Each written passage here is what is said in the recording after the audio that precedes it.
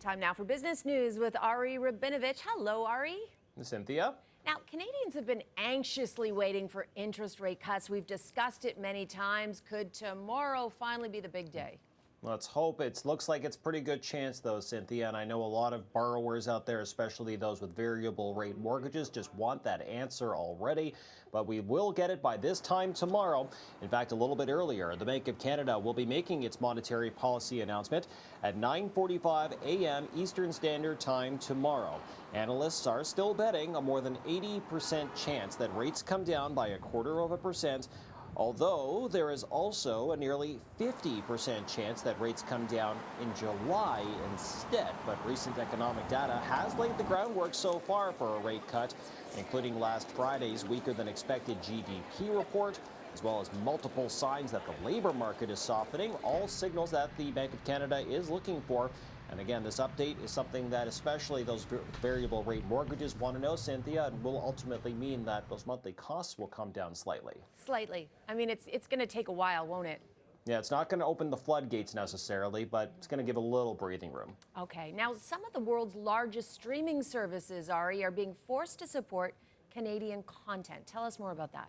Yeah, it's a nice idea in theory, Cynthia, but whether or not it actually comes through is another story. So the CRTC, the Canadian Radio, Television and Telecommunications Commission, announced today that it will implement an act that forces media streaming companies like Amazon Prime, Netflix, Spotify, Disney Plus, and some others to contribute 5% of their annual Canadian revenues to support domestic broadcasting. And that could bring in hundreds of millions of dollars a year. But industry experts are casting some doubts as to whether these companies will comply. Some suggest that if they do, ultimately it could mean extra costs passed on to the consumers by raising subscription fees. And this also comes, Cynthia, after yesterday when we reported that Spotify is going to be raising its prices in the U.S. This might add more pressure for them to raise them in our side of the border as well.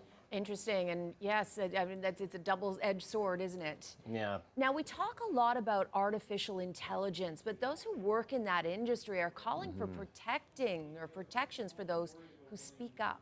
Yes, transparency is one of the big talking points through artificial intelligence's development, and it's still in its early stages, so we really want to try to nip this in the bud while there's still the opportunity. As AI grows so rapidly, so many companies are using many features and reaches beyond just technology companies as well. Many other white-collar jobs are using AI to help with email tasks and whatnot, just little simple things to increase productivity, but there's also risks involved.